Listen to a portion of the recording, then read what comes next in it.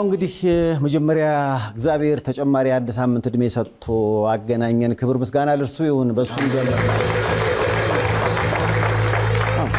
ዛሬ እንግዲህ ተመልካቹም መጥቷል። እዚህ ባንዱም ዝግጁ ነው። ስለተገናኘን በጣም ደስ ብሎናል። እንዴት ናችሁ?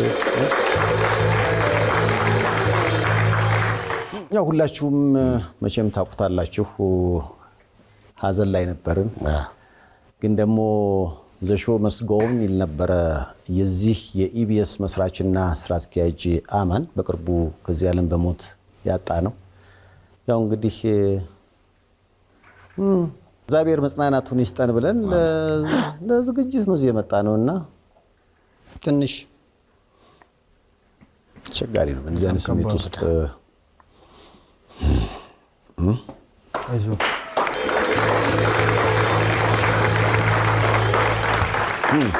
ከዳግም ሐዘን እግዚአብሔር ይሰውር። ምን ይባላል? ምክንያቱም ነፃነትን ባጣን በ20 ምናምን ቀን እንደገና አማንን የሚያጣ ነው። አማን ለኢቢኤስ ትልቅ ፒላር ነበረ። ያው እንግዲህ ስለሱ ብዙ ሰምታችሁ ሊሆን ይችላል። በተለይ ደግሞ ለኔ ተለየ ወዳጄ ወንድሜ ነበረ። ምክንያቱም ይሄ ሾው ራሱ መድረኩ ሲገነባ ምናልባት አንድ ፎቶ አሳያችኋለሁ። እዚህ ጋር ቁጭ ብሎ ነበረ የግንባታ ስራውን እያመመው አብረን ስንሰራ የነበረውና በጣም ቅልብ ያለው ሰው ሲዝናና ደስ የሚለው ከዛ ውጪ ደግሞ ነፍሱ ምን ጊዜም ሳቀን የምትሻ ሰው ነበረ። እግዚአብሔር ሰጠ እግዚአብሔር ነሳ በሚለው መሰረት ያው እንግዲህ በቅርቡ አተነዋል አማንን። ለአድናቂዎቹ፣ ለቤተሰቦቹ፣ ለኛም እግዚአብሔር መጽናናቱን ይስጠን። ለዛ ነው እዚህም የቆም ነው።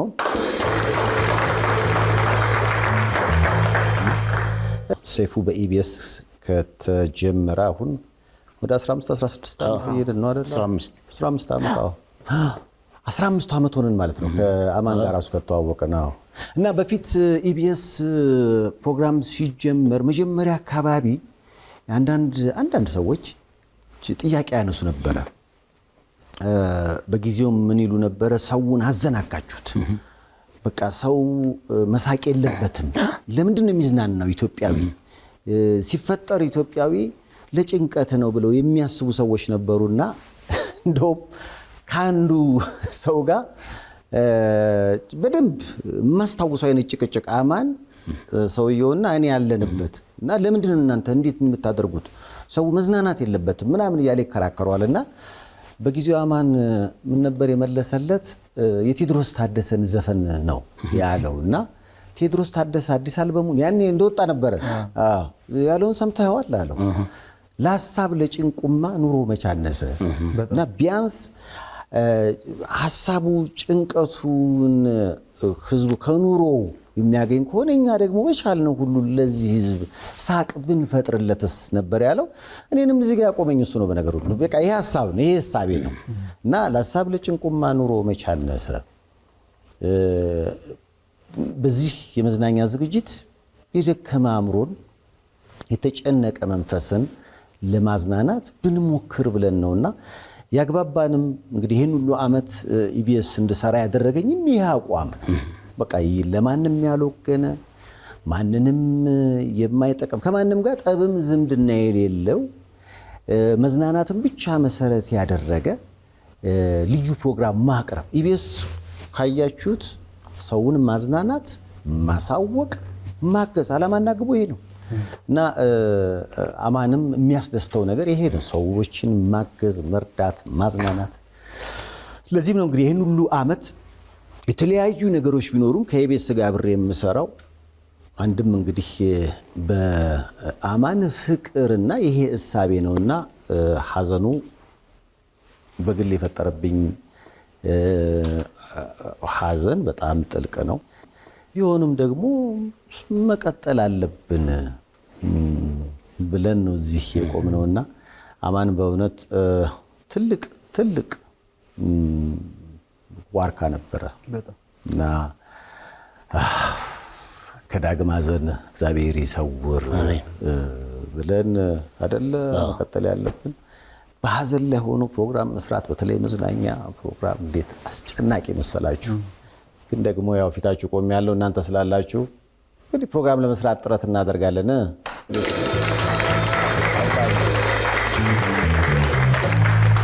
ብዙ ጊዜ አሁን ኢቢኤስ ሲባል የምታዩት የደረሰበትን በቃ በጣም ተመራጭ ተወዳጅ ጣቢያነት ነው አይደለ? ግን በብዙ መከራዎች ውስጥ ፈተናዎች ውስጥ አልፏል። እኔ አስታውሳለሁ በቀድሞ ጠቅላይ ሚኒስትር መለስ ዜናዊ ጊዜ ፓርላማ ውስጥ ሁሉ ጥያቄ ተጠይቆ ነበረ። አንድ ፓርላማ አባል እጃቸውን አንስተው ምንድነው የግል ሚዲያ ለኢትዮጵያ አልተፈቀደም፣ ግን ኢቢኤስ የሚባል ቴሌቪዥን ጣቢያ ያው በሀገር ውስጥ ቋንቋ ፕሮግራም እየሰራ ነው እና በምን አግባብ ነው ይህ ጣቢያ ይህንን ፕሮግራም እያቀረበ የሚታይበት ዋና ምክንያት ምንድን ነው? ወይስ የተለየ ነገር አለኛ ማናውቀው አሉ። እና በቀድሞ በጊዜው የነበሩት ጠቅላይ ሚኒስትር የሰጡት መልስ ምን ነበረ? ኢቢኤስን የጠቀመው ያው ቴክኖሎጂው ነው አሉ። እኛ ፈቃድ ሰተነው ሳይሆን ማብራና ማጥፊያው ውጭ ስለሆነ ነው ነበር ያሉት በጊዜው። ከዛ በኋላ በጊዜ ሂደት ደግሞ በተፈጠሩ ችግሮች ኢቢኤስ እና ሌሎች ቴሌቪዥን ጣቢያዎች ከሳተላይት ላይ እንዲወርዱ ተደርገው ነበርና ወደ 8 ወር ያህል ኢቢኤስ ተዘግቶ በጊዜው አማን አስታውሳለሁ የቤት ክራይ፣ የህንፃ ክራይ፣ የሰራተኛ ደሞዝ እየከፈለ በጣም አስቸጋሪ ሁኔታ ውስጥ አልፎ ነው እዚህ የደረሰውና ምናልባት ብዙ ጊዜ ስኬትን ብቻ ለምትመለከቱ ከስኬቱ ጀርባ በጣም ውጣ ውረዶች ነበሩ እና ያለ ውጣ ውረድ ያለ መሰናክል ጥሩ ውጤት የለም። ለዚህ ማሳያው እሱ ይመስለኛል። የአማን ጽናት እንዲህ ባጭር ደቂቃ ውስጥ ተነግሮ የሚያልቅ አይደለም። ሰዎችን ለስራ የሚያነሳሳ ሰዎችን ጥሩ ነገር እንዲያደርጉ የሚገፋፋ ቅን ወንድም ነበረን። እንግዲህ ምን ይደረጋል አተነዋልና በድጋሚ ነው የምለው ከዳግም ሐዘን እግዚአብሔር ይሰውር፣ ለሁላችንም መጽናናቱን ይስጠን።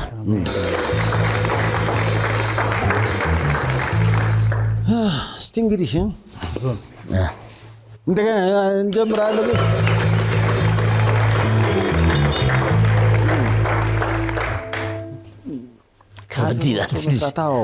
ዋው መዝናኛ ፕሮግራምና ሐዘን እንዴት ከባድ መሰላችሁ! ዘይትና ውሃ ማለት ነው አይደለም? በጣም ብቻ። ለማንኛውም እንግዲህ እንዴት ነበረ? እስኪ ከዚህ ከሐዘኑ ስሜት ወጣም በል። እግዚአብሔርም እንግዲህ በቃችሁ እንደሚለን ተስፋ እናድርግ። ላለነው እድሜ ከጤና ይስጠን አይደል?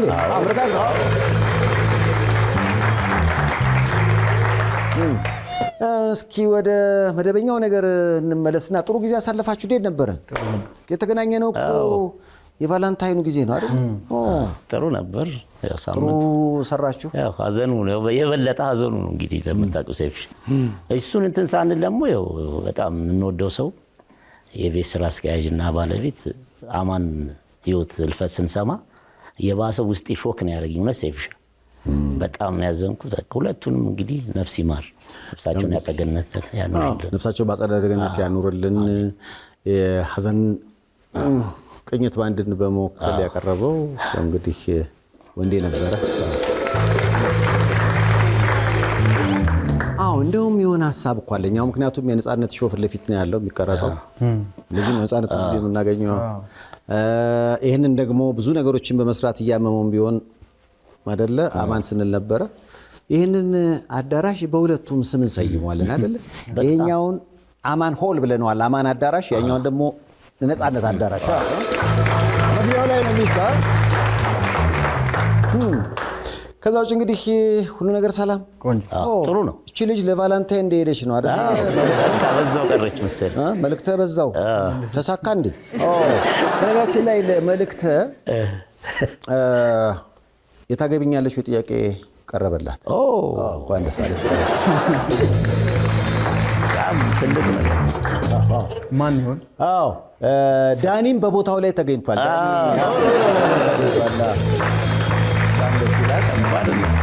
እና እነሱ አይናገሩ እንጂ ቪዲዮ ተቀርጾ መጥቶልኛል። የቅኝት ባንድ ሳክስፎኒስት መልእክተ ፍቅረኛዋ ሳክስ ስለምትወድ ሳክስፎኒስት ይዞ መጥቶ ታገቢኛለሽ ሲላት ለቫላንታይን ቪዲዮ ደርሶኛል። ለጋብዛችሁ። እሺ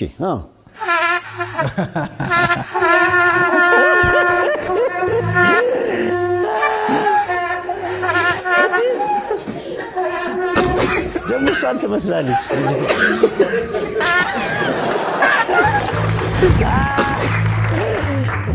ዳኒ የተመታው ተቀጠቀጠ። የተመታው እሱ ነው። ከዛ በኋላ ግን እሷም ሳክስ ስለምትወድ እሱ መጥቶ ይነፋላታል። ተቀብላለች። ሳክስ ስለሆነ እሷም ደስ አላት። ሳክሱን በሳክስ ነው መማረክ የምትችለው። በፍጹም ሊሆን አይችልማ። እሷን አሁን ሊያነሳሳት የሚችለው ልቧን ሊያራራ የሚችለው ምንድነው? ምን ብታይ ነው? ሳክስ። ለዚህ ነው ሳክሳሚው መጥቶ ሳክስ ስለሚወደው በሳክስ ነው። በሳክስ ነው። ከዛ ውጭ እንግዲህ ይህ ልዩ የመዝናኛ ዝግጅት ኧረ ደስ ይላል። ያው ተወዳጁ አቀንቃኝ ቴዲ አፍሮ እንዳለው እስላም ክርስቲያኑ አንዱ ሆነ አንዱ አለ ጾማቸው በሚለው መሰረት ለመላው ኦርቶዶክስ እምነት ተከታዮች፣ ለመላው እስልምና እምነት ተከታዮች በአጠቃላይ እንኳን ለአብይ ጾምና ለረመዳን ጾም በሰላም አደረሳችሁ ይላል። ጾም እኮ ነው አይደል? አዎ፣ በጣም ደስ ይላል። ደስ ይላል። አዎ፣ ይሄን የመዝናኛ ዝግጅት ራሱ አሁን እያፈጠሩ እያዩን ነው። ሰላም ነው በጣም። ኧረ ቅኝት ባንድ ቴምር ይፈልጋል እና ፍቅር ሳምቡሳ በስመ አብ ደስ ይለኛል። ጋሽ ሳምቡሳ ለጋሽ ሳምቡሳ እባካችሁ አይዘውልን ይመጣሉ በእርግጠኝነት። ደስ ይላል እኮ ሴፍሻ። አንዳንዴ ሙስሊም ጓደኞች እኮ ይጠሩናል። እንዴና አፍጠር ምናምን ይሉን የለ አንዳንዴ ሳምቡሳ ምናምን ደስ ትለኝ ነበር በፊት። እኔ ግን በጣም አንድ ወዳጅ አለው ሲነግረኝ የረመዳን ጾም ሲገባ ብቻ ነው አስታውሰህ እንዴት ነው ሰላም ነው ፈጣችሁ ነው ቤት እኮ በዛ በኩል እያለፍኩ እኮ አላችሁ። ኧረ አልጮህ ነው አሁን ነው አይደለም። እሺ ኧረ እባክህ እሺ መጣሁ።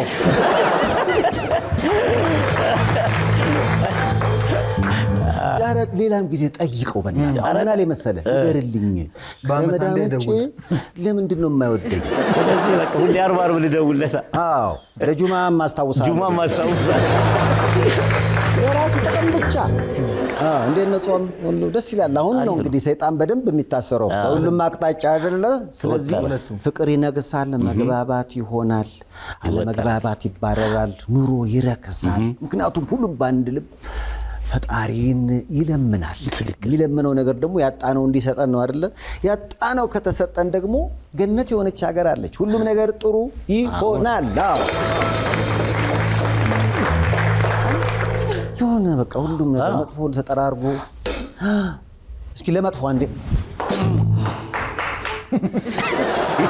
ሄዷል። የሆነ ስልችት ነው የሆነ በቃ መጥፎ ነገር መስማት ኔጌቲቭ ኢነርጂ ተደራረበ። እዚህ ጋር ነው የደረሰው እንዴ ለየትኛው እድሜ በቃ የሆነ ጥሩ ነገር እንስማ፣ ጥሩ ነገር እስኪ ያጋጥመን። ዞር ስትል ችግር፣ ህመም፣ ጦርነት፣ ረሃብ ማጅራት ያዘን ጨመደደ በጣም እስኪ እንደገና ነው ይጠፋል። በቃ አይጠፍቷል። አሁን ጠፍቶ በቃ አዎ ታስሯል። ምክንያቱም እንዴ ሁሉም አሁን ከፈጣሪ ጋር የሚግባባበት የሚገናኝበት ጊዜ ስለሆነ እሱ ደግሞ ልባችንን አይቶ ኃጢአታችንን ይቅር ብሎ ነገሮችን ጥሩ ያደርግልናልና ጸሎታችንን በሁሉም አቅጣጫ ፈጣሪ ያው ይስማን ለማለት ነው። ያው ጾም ስለሆነ በተለይ በክርስትናው የበግና የበሬ የዶሮ ሚና ምንድነው? በጾም ወቅት ለምሳሌ እስኪፈታ ድረስ አንዳንዶች ዶሮዎቻቸውን እንዲህ ማሳጅ እያደረጉ ነው።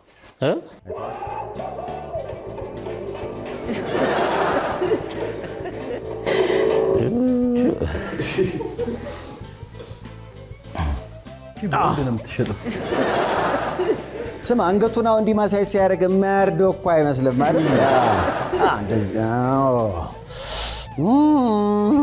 የዚህማ ስጋ ምን ይጣፍጣል ማለት አሁን መታሽ ሞዴል ሆናለች። አየህ አሁን ጾም ነው። አሁን ስጋን ዞር አድርገናል። የለም ሽሮን ተደግፈናል።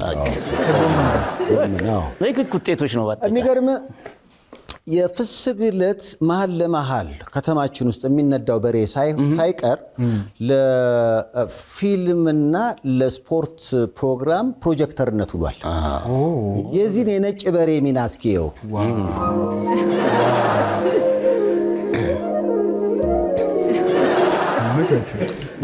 ፕሮጀክተር ምክንያቱም ሲፈታ እሱ ነው ያርገኝ። እስከዛ ፊልም ይታይበታል። አስተያየቱ ራሱ የበሬ ፊልሙ የሚያበቃው መቼ መሰለ? ሲፈታ ነው። ሲፈታ እሱ ራሱ ፊልም ይሰራበታል። ይሄ የሚያሳየው እንግዲህ የጾም ወቅት ነው አሁን። እነሱስ እንዴት ናቸው ለማለት ነው። ለማንኛውም በሰላም ገብቷል ጾማችን። ሁሉም በየእምነቱ ወደ ፈጣሪው ጸሎቱን እያቀረበ ነው። እርግጠኛ ነኝ አሁን በፊት ጸሎቴ እኔ ራሱ እንዲህ ሰብሰብ ያለች ነበረች። እኔ ላይ ነበር ያተኮረው። የኔን ጸሎት ልንገራችሁ። ከዛ በኋላ ወደ ቤተሰቤ ሄደ፣ ወደ ልጆቼም ደግሞ ወደ ትዳሬ መጣ። ከዛ ደግሞ ወደ ሰፈሬ ከዛ ወደ ሀገሬ ኮሮና የመጣ ቀን ወደ ዓለም አደገ እና በፊት 1 ደቂቃ የነበረችው ጸሎቴ አሁን ስገባ ጸሎት ቤት ሊረዘም እያለ ነውና ሁሉም እርግጠኛ ነኝ በደዚህ አይነት ስሜት ውስጥ አለ ብዬ አስባለሁ። ለራስ ብቻ አይጸለይም አይደል? ሁሉም በየእምነቱ ለራሱ፣ ለቤተሰቡ፣ ለአካባቢው፣ ለሀገሩ፣ ለዓለም ይጸልያል። እናም መጪው ጊዜ ጥሩ ይሆናል ብለን ተስፋ እናደርጋለን። በሰላም እንደተጀመረ በሰላም እንዲፈታ ጾማችን እነሆ እንመኛለን። ከዛ ውጭ እንግዲህ ይህ ፕሮግራም እንዳይደርቅ ደግሞ አንዳንዶች የሆነ ነገር እኮ ላከላክ ያደርጋሉ። ለምሳሌ አንዱ ምን አለ መሰለህ? ጂም ትገባላችሁ እንዴ? ጂም የሚሰራ እኔ አንተን ታሪክ ነው የላከልኝ። ይሄዳል ጂም ጀምበሯን ጂም እና ስፓት አይተሃል? ጂም ሄጃለሁ ግን በቃ ያንተ ታሪክ ነው ይሄ።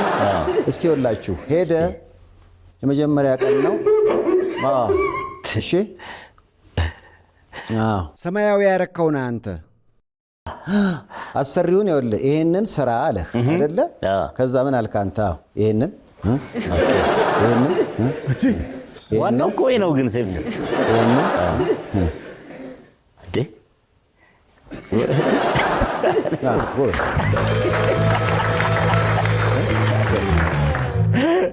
በኋላ ላይ ለካ አንተ ፈለከው ለዚህ ለማሲንቆ ነው። አየህ እንዲህ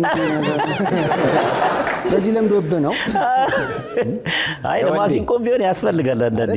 ያው ዛሬ የተለያዩ ልዩ መዝናኛ ዝግጅቱ ላይ የሚቀርቡ እንግዶች አሉ። አዲስ አልበሙን ለማስተዋወቅ ቀጠሮ ያዝንለት ከሀዘኑ በፊት ነበረ። በሀዘን ምክንያት ዛሬ እንግዳችን ነው። እንዴት አገኛችሁት? ከምን ልጀምር? አዲሱ የልጅ ሚካኤል አልበም እንዴት ነው? አሪፍ ነው። ለማንኛውም የሰይፉ በኢቢኤስ እንግዳ ነው። ያልተሰሙ አዳዲስ ነገሮችን ይነግረናል። ልጅ ሚካኤል ያለው እዚህ ነው።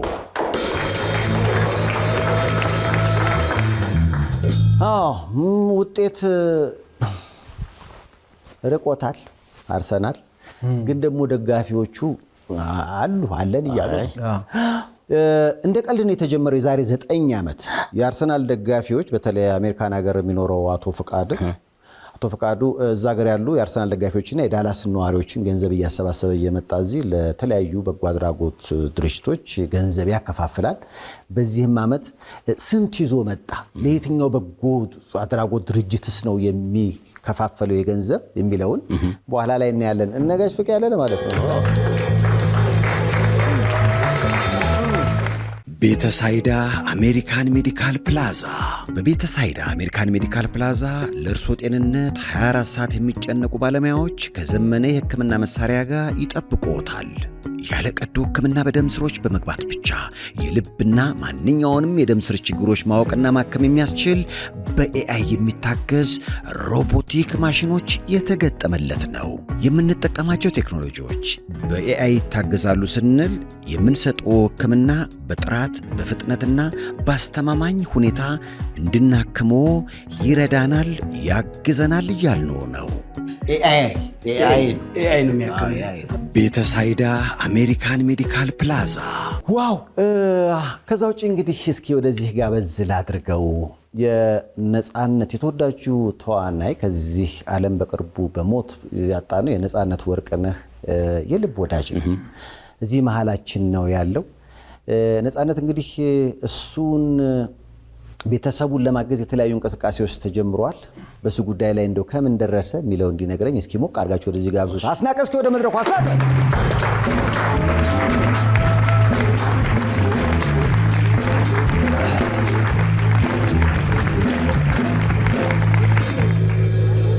አንተ ራስህ ቲያትረኛ ስለሆነ አስኪና እዚህ እንዴት ነህ? አለሁልህ። ሁሉ አማን? እግዚአብሔር ይመስገን። እየበረታን ነው። አዎ፣ ባለፈውም እንግዲህ ተገናኝተናል። እንዲህ አይነት ጓደኛ በነገራችን ላይ ሁላችንም አንዳንድ አስናቂ ያስፈልገናልና ላስኔ በእናታችሁ ማለት የልብ ወዳጅ እያለም እንግዲህ በህይወቱ እሱንም ካጣነው በኋላ የማይቀየር ሰው ወዳጅ ማለት እሱ ነው። ወዳጅ እንግዲህ አንድ አባባልም አለ። የወዳጅ ሚዛኑ ምንድን ነው? መከራ ነው። በመከራ ቀን ሰው ሆኖ የተገኘ ሰው ነው። አስኔ ነገር አማን ነው ይመስገነው ሰፊዬ። አዎ እንግዲህ ባለፈውም ቤተሰቡንም እሱንም ለማገዝ ለሱም ሐውልት ለማሰራት የተለያዩ ጥረቶች እያደረጋችሁ እንደሆነ ሰምቻለሁ። አንተ ብቻ ሳትሆን ሌሎቹም የሱ ጓደኞች። ነጻነት የአድናቂም የቤተሰብም እና የጓደኛም ድሃ አይደለም። በነገራችን ላይ ሁሉም አሉ። በጣም እንግዲህ ካለፈ በኋላ የገባኝ ነገር እሱ ነው እና የተለያዩ እንቅስቃሴዎች እያደረጋችሁ እንደሆነ ሰምቻለሁ። ከዛ አንጻር ነገሮች እንዴት እየሄዱ ነው ለማለት ነው። አስኔ እንግዲህ ያው እግዚአብሔር ያው በሰላም ያለ ሐዘን ድጋሚ ያገናኘን ሰይፍዬ። አሜን። በጣም ይከብድ ነበር የነበረው ነገር። ይሄ ጥር ወርና የካቲት ወር በጣም ከባድ ነበር እውነት ለመናገር። ነጼን ባልተጠበቀ ጊዜ ጥር ወር ላይ አጣ ነው። አማንን የኢቢኤስ ቴሌቪዥን መስራች፣ ስራ አስኪያጅ፣ አከርካሪ ሁለት ደግ ልቦችን ጥርና የካቲት ወር ላይ አተናል። እግዚአብሔር የዚህን ሐዘን መጨረሻ ያርግልን። አሜን። የሐዘን ዳርቻ ይሆንልን። አሜን። ከዚህ በኋላ በደስታ በሰላም በፍቅር የምንገናኝበትን ጊዜ ያምጣልን። ሀገራችንን ሰላም ያርግልን። አሁን ትልቁ ነገር የነጼ ጉዳይ እውነት እግዚአብሔር ይመስገን በጣም ደስ የሚል ነው። እኔ አሁን ይገርመኛል መንገድ ላይ ምናምን ስንሄድ የማይጠይቀን ሰው የለም። በቃ እንዴት ነው በረታችሁ ወይ ምናምን። አንድ የቤተሰብ ክፍል በቃ ነፃነትን የሆነ እንደዚህ ሳሎንን ከፍተህ ስገባ ሶፋ ላይ ቁጭ ብሎ እንዳለ አንድ የቤተሰብ አካል አድርጎ ነው ሰው የሚያየው የሚቆጥረው። ሁሉ ጊዜ ያለ በቃ ሲስቅ ሲዝናና አእምሮ የሰው ልጅ አሁን ሊቀበል ያልቻለው እውነት አሁን ነፃነት ወርቅነህ ሞቷል የሚለው ነገር ነው። በቃ ጠቅላላ ሰው የሆነ ፖስት ዛሬ የነጼ የ30 ቀን የማብላት የነጼን ነፍስ ይማር ማስታወስ ፕሮግራም ተካሄደ ስትል እውነት ሞቷል የሰው ኮመንት እውነት እንደዚህ ሆኗል ነፃነት እና ትንሽ ይከብዳል። ነጼን ማጣት በጣም ይከብዳል። ያው መቼም የሰው ልጅ የመጨረሻው ነገር ሞት ነው። ሞት ሲባል ያው የስጋ ሞት ነው። ምድር ላይ የሰራ ነው ቀና ነገር ነው ወደ ሰማይ ጉዞ መንገዳችን የሚሆነውና ያው እንግዲህ ፈጣሪ የፈቀደውን አድርጓል። ይሁን ደስ የሚለው ግን ማንንም ሰው ከጎኑ መሆን ፍላጎቱን አሳይቷል። በዚህ ጉዳይ ላይ በቃ ሐዘኑ እንዲረሳ ቤተሰቡን ለማስደሰት የጎፈንድሚ አካውንትም እንትን ብሎ ተከፍቶ ያንን አካውንት ሰው እውነት በቃ ደስ የሚል ነገር ነው እያደረገ ያለው። ነፃነትን አጣ ነው ማለት ነፃነት ባለቤት አለችው ንጹህ ዘር ደሳለኝ። እንዲሁም ልጆች አሉት ማህሎን ደስ የሚሉ ልጆች ግሬሶና ሌይላ የሚባሉ የነፂ ምትክ የሆኑ ልጆች አሉ። እነሱን መድኃኔዓለም ያሳድግልን። እነሱን መደገፋችሁ እውነት የኢትዮጵያ ሕዝብ በልጆቹ ስም በነፃነት ነፍስ ስም እግዚአብሔር ፈጣሪ አምላክ ልቦናችሁን ሐሳባችሁን ሁሉ ይሙላላችሁ እላለሁ። እንግዲህ የነፂ ዛሬ ኦልሞስት ወደ 38 40ኛው ቀን አካባቢ ላይ ደርሷል። የነፂ ህይወት ካለፈች 30ውን በጌርጌሴኖን የአእምሮ ህሙማን መርጃ ማዕከል እዛ ለማስታወስ ሞክረናል። እንትኖችን የአእምሮ ህሙማንን እና እዛ ያሉ ችግረኞችን በማብላት ቀጣዩንም 40 አሁን እንደዛ እናካሂዳለን። ይህንን ነገር እንደው አመቻችተው ቦታውንም ጊዜውንም ሁሉ ነገር ሰጥተው ጌርጌሴኖንን እንድናስታውስ እዛ ነፃነትን እንድናስታውስ ለፈቀዱልን ለጌርጌሴኖን መስራች እንዲሁም ለጌርጌሴኖን አምባሳደሮች እግዚአብሔር የልቦናችሁን ያሳባችሁን ይሙላ እንላለን። በቀጣይ ደግሞ አሁን ለነፃነት ወርቅነህ እንደዚሁ ምንድነው እርዳታ እንለውም እገዛ ኦር ደግሞ ነፂ ለሰጠን ነገር ነፂ ደስ እንዲለው ቢያንስ አእምሯችን ምን አደረገ የሚለውን ነገር ለአእምሯችን መልስ እንዲሆን ይሄን ለማካሄድ የተቋቋመ ኮሚቴ አለ። እነዚህ ኮሚቴዎች ደግሞ እንየው ደቻሳ፣ ዳዊት፣ ሚካኤል ነብዩ፣ አማኑኤል ወንዶሰን የነፃነት ወንድምና እኔ አስናቀ ንጉሴ። እንግዲህ የረሳሁት ሰው ካለ ይቅርታ። እነዚህን ሰዎች እውቅና ተሰጥቷቸው በነፃነት ወርቅነህ ስም የሚደረገውን አንዳንድ እገዛዎች፣ ድጋፎች ምናምን ለማሰባሰብም ለምንም ይሁን እውቅና የተሰጠው ኮሚቴ ነው። በዚህ እውቅና ውስጥ ደግሞ ነፂን መደገፊያ በሀገር ውስጥ እንዲሆን የተከፈተ አካውንት አለ። ይህም አካውንት የተከፈተው በዳዊት እንዲሁም በመሰረት የነፂ እህትና በሚካኤል ነብዩ የተከፈተ አካውንት አለ። በዛ አካውንት እሱን አካውንት ያው እናስተዋውቃለን። እገዛ በማድረግ አንዳንድ መሰራት ያለባቸውን የነፂን ነገር ማስታወሻ ይሆናሉ የምንላቸውን ነገር ለመስራት ተዘጋጅተናል። ሌላው ትልቅ ሀሳብ አለ። አሁን የተነደፈ ፕሮፖዛል አለ። ይሄ ፕሮፖዛል ደግሞ ምንድነው? ነፃነት ወርቅነህ በህይወት በነበረበት ሰዓት ነፂ ሁሉ የኢትዮጵያ ሕዝብ ያለቀሰለት የሁሉ የኢትዮጵያ ሕዝብ ያዘነለት የነፂ አንድ ሌሎች ሰዎች ጋር ጥቂት ሰዎች ጋር ያለ ግን አብዛኛው ሰዎች ጋር የሌለ ትልቅ ነገር ምንድነው? ይሄ የነፂ ምንድነው? አንዳንዴ ነፃነት የአርት ሰው ነው። ኮሜዲያን ነኝ እንኳን አይልም እሱ ነፃነት አይልም። ግን ብዙ ሰው ሲያየው እንደ ኮሜዲያን ነው የሚያየው ምናምን ንግግሮቹን፣ አወራሮቹን ምናምን ሲያይ እሱ በቃ ሪል የሆነ ላይፉ ይሄ ስለሆነ ነው ያው ቅልል ያለውና ወደዚህ አይነት ነገር የመጣው። ግን በሳይንሱ አሁን ስትመጣ የኮሜዲ ቋንቋ በጣም ከባድ ነው። ኮሜዲ የሚባለው ለምሳሌ በሁለት ሰዎች ውስጥ ያለን ርቀት እንዴት አድርጎ ማጥበብ እንደሚቻል የሚያሳየው የኮሜዲ ቋንቋ የኮሜዲ ሳይንስ በጣም ትልቅ ነገር እንደሆነ በነፃነት አይተናል። ነፂ ምንም እንደቀልድ የሚያደርጋቸው ነገሮች አሁን ለምሳሌ በነፂ ሞት ከላይ እስከታች ነው ሰው ሀዘኑን የገለጸው። በሀዘን ውስጥ ደግሞ በጣም ትልቅ ምንለው የሀገሪቷ መሪ ዶክተር አብይ አህመድ ጠቅላይ ሚኒስትር እሳቸው ለነፂ የገለጹት ያዘን መግለጫ አለ። በተቃራኒው ደግሞ ከሌላ አንግል ደግሞ እንደዚሁ ያዘን መግለጫ ዶክተር ቴዎድሮስ አድሃኖም የዓለም ጤና ጥበቃ ሚኒስትር ብቻ ብዙ የሆኑ እዚህና እዚያ ያሉ ሰዎች ከላይ እስከታች ያሉ ሰዎች ነፂን በአንድ ቃል ነው ነፃነት ሞተ ነፃነት ሞተ መቀበል ያቃታቸው ነፃነት በኮሜዲ ውስጥ የገለጸው ትልቅ ቋንቋ አለ። ኮሜዲያውን አብዛኛው ጊዜኛ ጋር እንደው በሰው እጥረት፣ ርዝመት፣ ቁመት፣ ውፍረት፣ ቅጥነት ምናምን ይሄ ኮሜዲ አይደለም። ኮሜዲ ራሱን የቻለ ሳይንስ አለው። ያንን የኮሜዲ ሳይንስ ነፃነት ስለገባው በቃ ይሄን ያህል ፍቅርን ምንን እንደዚህ ሰውን ከሰው ማቀራረብ የቻለን የኮሜዲን ቋንቋ መግለጽ እንዲቻል ሺህ የሆነ ነፃነትን ማፍራት እንዲቻል የኮሜዲ ትምህርት ቤት የለም ኢትዮጵያ ውስጥ።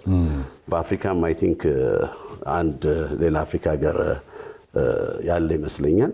ሁለተኛ በኢትዮጵያ የኮሜዲ ትምህርት ቤት ኮሜዲን ብቻ ኮሜዲን ብቻ የኮሜዲን ቋንቋ ሊገልጽ ኮሜዲ ቋንቋ መሆኑን ሊናገር የሚችል በፕሮፌሽናል በሆኑ መምህራን አስተማሪዎች የመክፈት እቅድ አለን።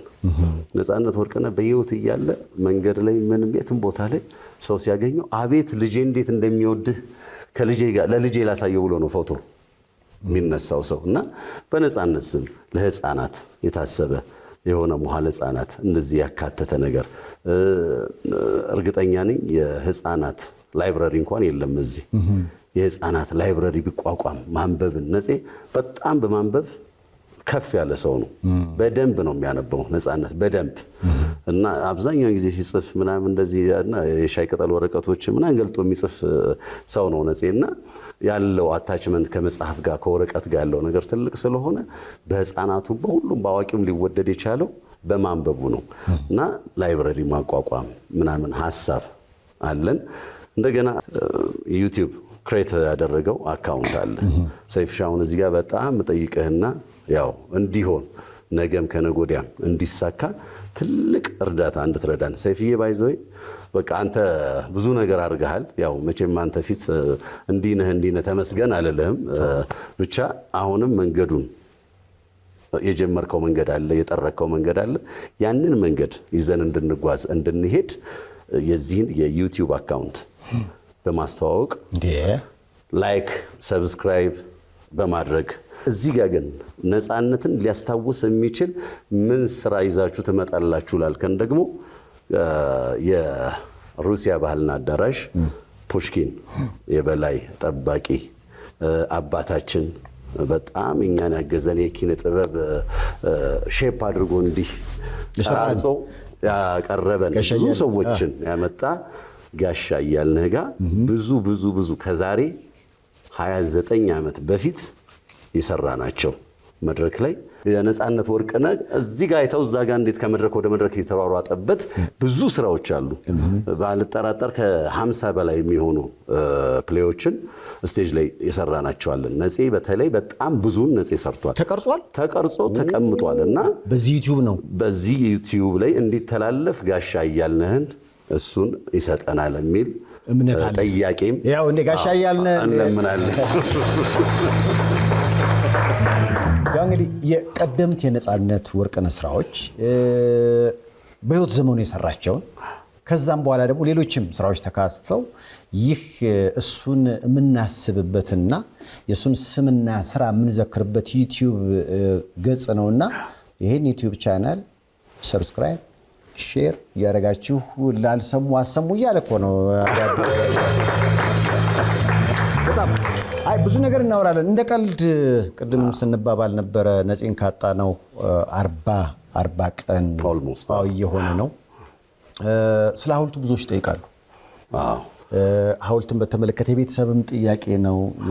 መቼም ከሞት የሚቀር የለም። ግን ደግሞ የሚቀረው ነገር ምንድን ነው? ስምና ሐውልት ነው። ሐውልት የሆነ ስም አለው። ግን ደግሞ መጪው ደግሞ ማን ነው? ነፃነት ለሚለው ደግሞ ቦታው ላይ ሲሄድ የሚያየውም ነገር ስለሚፈለግ ከዛ አንጻር እንቅስቃሴ እያደረጋችሁ እንደሆነ ሰምተናል። ብዙ ደጋግ ኢትዮጵያውያንም ይህን ለማገዝ ቃል ገብተዋል። በነገራችን ላይ በኋላ ላይ አስኔን እዛሽ ጋር እንዴት እንደተገናኙ አንዳንድ ነገሮች እንጠይቀው አይደለም? እንዴት ነው ለምሳሌ የሆነ እርሳስ መስለው ሁሉ ፎቶ አለኝ። ይሄ ፎቶ አንተ ነው በእናታቸው አሁን እዚህ ላይ የትኛው ነው ነፃነት የትኛው ነው ራሱ? ከዚህ መልስ ነፄ ነበር፣ ከዚህ መልስ እኔ ሁለታችን ነን። አሁን እዚህ ጋር አንድ ላይ አሁን እዚህ ጋር ብዙ ታሪክ አላቸው። ትንሽ ነገር እንጨዋወታለን። የሐውልቱ ነገር የቤተሰብም የወዳጅ ዘመድም የተለያዩ ሰዎች ጥያቄ ስለሆነ ለሱ ምላሽ ለመስጠት ነው። ያው እንግዲህ ነፃነት በሕይወት ዘመኑ ቤተሰቡን ያግዝ ነበረ። ቤተሰቦቹ በአሜሪካ ያሉበት ልጆቹ ያሉበት ሁኔታ ካሁን በፊት ይፋ ተደርጓልና እነሱን ለማገዝ የተከፈተ ጎፈንድሚ አካውንት አለ። ያው እሱም አካውንት ያው በእሱ አማካኝነት ቤተሰቦቹን በመርዳት ነፍሱን ደስ እንዲላት ማድረግ ልጆቹን ትልቅ እሱ የሚፈልግበት ቦታ በማድረስ ይህንንም ለማገዝ ብዙዎች የቻሉትን አድርገዋልና መጀመሪያ ይህን ጥሪ ተቀብለው የቻሉትን በጸሎትም በገንዘብ ለደገፉት ሁሉ ምስጋና እናቀርባለን። እናመሰግናለን። ያው እርዳታው ይቀጥል ለማለት ነው። ከዛ ውጭ ግን የብዙ እንግዲህ የአስኔም በዙሪያችን ያሉ ሰዎችም ጥያቄ ነበር። በተለይ ሐውልቱን በተመለከተ እንዴት ይሁን እኔም ሐሳብ ይዞ የነበረ ማለት ቀኑ እየሄደ ሲሄድ አንዳንድ ነገሮችን ማድረግ እንዳለብን ግልጽ ነውና በቃ በዙሪያችን ያሉ ሰዎችን አማክረናልና አንድ ሰው ጋር ጉዳዩን እንዲደርስ ሆነ። እሳቸውም በጣም የሚገርም ሰው ናቸው። ከአሁን በፊትም የማዲንጎ ሐውልት ሲቆም እንዲሁ እገዛ አድርገው የማዲንጎን ሐውልት ያቆሙ ሰው ናቸው። የኪነ ጥበብ ሰዎች በሕይወት ዘመናቸው ተከፍሏቸዋል ብለው አያስቡ። ምክንያቱም እኛ ለኪነ ጥበብ ሰዎቻችን ስለማንከፍላቸው እኮ ነው ሲያልፉ በቃ ቤተሰቦቻችንን የማገዝ ጥሪ የሚቀርበው እና በሕይወት ዘመናቸው ለሚሰጡን አሁን የባህር ማዶ የኪነ ጥበብ ሰዎች አይታችሁ እንደሆነ በሕይወት ዘመናቸው በደንብ ነው የሚከፈላቸው። አሁን ዘፋኝ ሲሆን ወይ ዘፈኑን ወስደን በነፃኛ ሸሼ ገዳይ እንላለን ወይ እንደሰትበታለን። ለሰውየው የልፋቱ ልክ አንከፍለው። ሲኒማም ሲሆን እንደዛው ነው፣ ስፖርትም ሲሆን እንደዛው ነው። እና እነዛ ሰዎች ለሀገር ባለውለታ የሆኑና መጨረሻ ላይ ግን የሆነ ነገር ሲያጋጥማቸው ያው እገዛ ይፈለጋል ማለት ነው። እና እኚህም ሰው የኪነ ጥበብ ሰዎች ተገቢውን ክፍያ ተከፍሏቸዋል ብሎ አያስቡ እና ብዙ ጊዜ እንዲህ አይነት ችግሮች ሲኖሩ የራሳቸውን አስተዋጽኦ የሚያደርጉ ሰው ናቸውና የነፃነትንም ሐውልት በተመለከተ ሐሳብ አላቸው። ለማንኛውም አንተን እዚህ የጋበዝከው አንድም ለሱ ነው ለነፃነት ሐውልት ማሰሪያ ማቆቢያ እና እንግዲህ ደግሞ ከተረፈም ደግሞ ለልጆቹ ይሆናል ብለው ቀጣዩን ልግስና ቀጣዩን ስጦታ አበርክተዋል። ዝግጁ ነህ ለዛ? እስኪ አምጡት አጋጭቱን።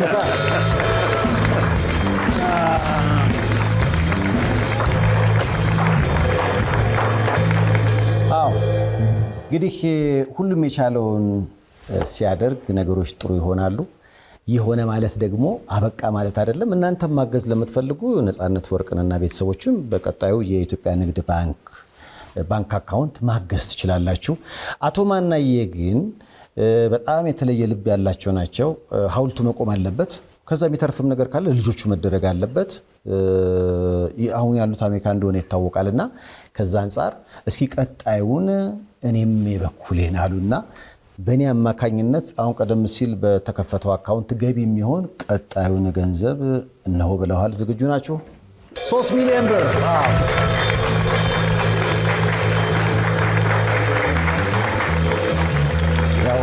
ያስረክብ ያለው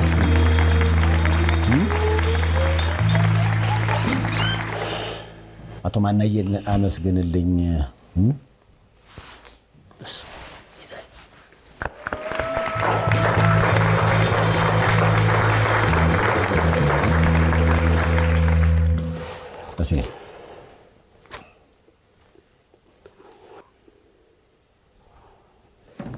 አበረታቱት እባካችሁ። ልብ ይመርቅ፣ ለነገሩ ልብ ይመርቅ። አስኔ ነፂ በኖረ እንደው ለሆነች ደቂቃ ለሰከንድ ነፂ ብድግ ብለህ አይተህ ይህን የሚያከብረን የሚወድህን የኢትዮጵያ ሕዝብ የዓለም ሕዝብ ምን ሰርተህ እንደሆነ አይተህ ቀና ብለህ እንደው ነፂ ተመልሰህ ባረፍክ ምንም አይደለም። እንደው ይህንን ላደረጉት ለአቶ ማናዬ ትልቅ ትልቅ ትልቅ ቀዳዳችን ነው። ትልቅ ነገር ነው የተዘጋው። እውነት ስለመናገር እውነት እንደው የነፂን ሐውልት ማቆም የነፂን መቼም የማይረሳ ትዝታ ማኖሪያውን ሐውልት ማቆም እንዲሁም ልጆቹን ለማገዝ ስላሰቡ ፈጣሪ አምላክ የልቦናዎትን ቤተሰቦን ልጆን ሁሉን ነገር ይሙላሎት ከፍ ይበሉ፣ ክፉ አይንካዎት። አቶ ማናዬ ኑሩልን፣ ክበሩልን። እኔም የሆነው እንግዲህ በወጣ ይተካ እንዲህ አይነት ሰዎችን ያብዛልን፣ የሰውን ውለታና የሰው ልክ የሚያውቁ እና እኔም ልል የምችለው ይሄንኑ ነው። እግዚአብሔር ከዳግም ሐዘን ይሰውር፣ የነፃነትን ነፍስ ባለችበት ቦታ ደስ እንዲላት። ያው እንግዲህ ሐውልቱን በማቆም ቤተሰቦችን በማገዝ የምናደርገውን ጥረት እንቀጥል። ለነፂ ብቻ ሳይሆን በብዙ አቅጣጫዎች ለተቸገሩ ሁሉ ለምትደርሱ ልባዬ ምስጋናችን ይድረሳችሁ። እንረዳዳ፣ እንተጋገዝ ነው የምንለው። አስኔን ጋብዘዋለሁ ወደ በኋላ ላይ። ይኸው እንግዲህ አስረክብያለሁ ለማለት ነው። አመስግናችሁ ሸኙ።